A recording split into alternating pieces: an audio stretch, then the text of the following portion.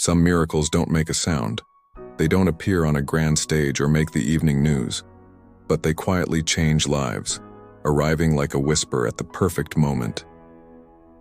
Today, I want to share the story of Leo, a young boy who found a simple note and a quarter on the street, and from that day forward was never the same. If you believe that even the smallest things can carry a powerful message, stick around, because the extraordinary often hides in the ordinary. Leo was just 9 years old, living with his grandmother.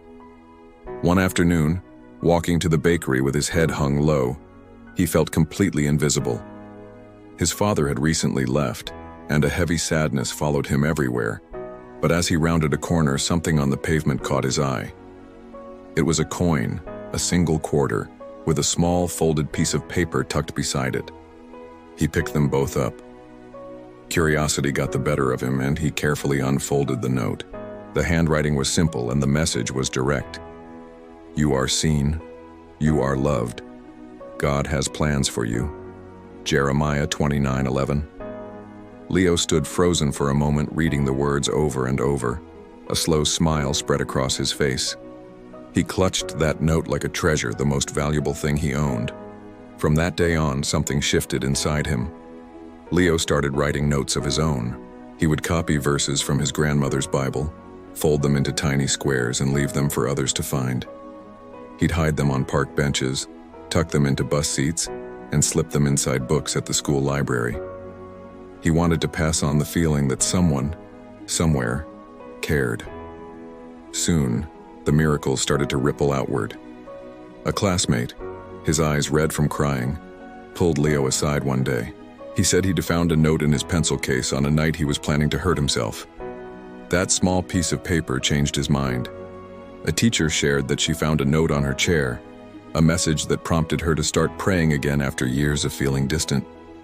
As a teenager, Leo turned this simple habit into a project he called Invisible Mail.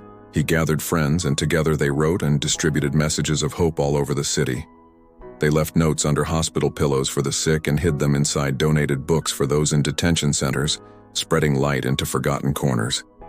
Years later, at 23, Leo was invited to share his story at a community event. As he finished speaking, an elderly woman slowly made her way through the crowd. With tears in her eyes, she said, "I was the one who wrote that note all those years ago. I was grieving a deep loss, and God prompted me to do it, without me ever knowing who it was for." They hugged, two strangers connected by a single act of faith. And then she opened her hand. She had kept the quarter all that time. She gave it back to him, a full circle moment that left him speechless. Never, ever underestimate what can be done with a little. A piece of paper, a pen, a kind word at the right time, and a willing heart. Because where there is simple, humble giving, there is an eternal impact.